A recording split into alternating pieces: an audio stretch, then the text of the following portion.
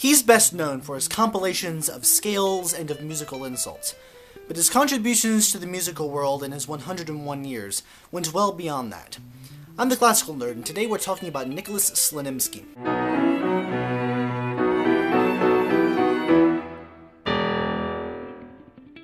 Slonimsky was born in St. Petersburg in 1894. His family realized that he had perfect pitch, and his piano studies with his aunt turned into improvisation by the age of 10. He briefly studied composition privately with Reinhold Glier, and then went on to study at the St. Petersburg Conservatory. His written music imitates the character pieces and the songs common to Russian music at the time, and after his matriculation he went around and toured as an accompanist, going all over Asia Minor and Russia and Europe, and eventually he ended up in Paris, where he met the conductor Sergei Koussevitzky. It was only when he came to America that he really and truly discovered the world of the Stravinskyan modernists and their dissonances. Of course, when he came to America, Slonimsky only knew 4 English words, and so he taught himself English by reading advertisements in the Saturday Evening Post, and he would actually later go on to set various advertisements to music as advertising songs, as well as studying the libretti of Gilbert and Sullivan. Slonimsky put his own spin on dissonance.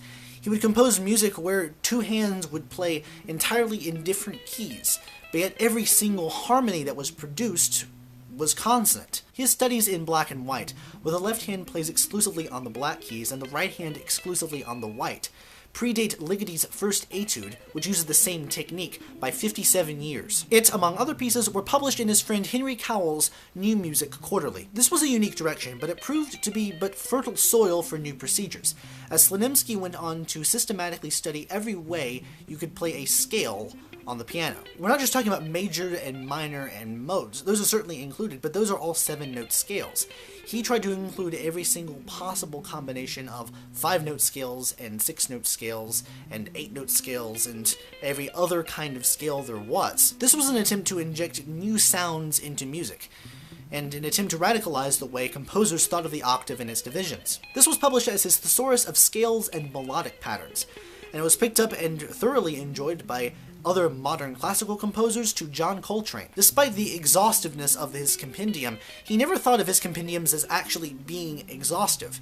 In fact, he was always searching for new ways of putting notes together. This led, rather importantly, to his development of what he called the grandmother chord, a chord that contains every note and arranged to contain every interval. The result is something that, while steeped in 12-tone serialist procedure, is something that could easily be used to produce consonant harmony. Schoenberg himself referred to Slonimsky's writings as a remarkable feat of mental gymnastics, although Slonimsky himself somewhat jokingly referred to it as schizophrenic. He remained a champion of modern music throughout his life, conducting many premieres, including Charles Ives' 3 Places in New England, and Edgard Varèse's Ionization, regarded by pretty much everyone to be the first percussion ensemble piece, and the latter work is actually dedicated to him. But this doomed him in Los Angeles in the mid-1930s, when it seemed as if his conducting career had come to an ignominious end. The public and his orchestra had turned on the modernist music he was peddling. They felt like he was pushing it down their throats, and they didn't like it. So he was out of a job there. It was due in part to this that he felt it necessary to turn his musical attention towards musicology. In addition to his treatises and lexicons, he was also a musicologist who debunked some of the common pervasive myths of the musical world, such as the fact that Mozart's funeral was not on a stormy day, or uncovering the fact that Rossini was afraid of the number 13.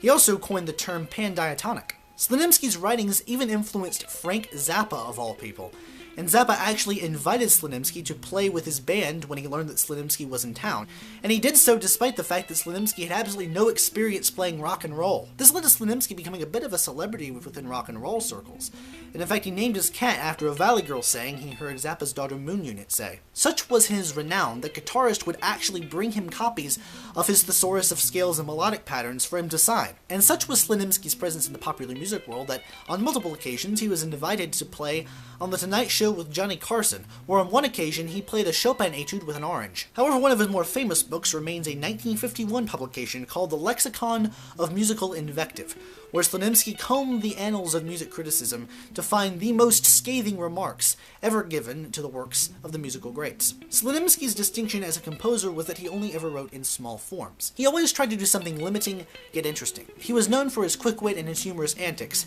which continued until his death in 1995 at the age of 101.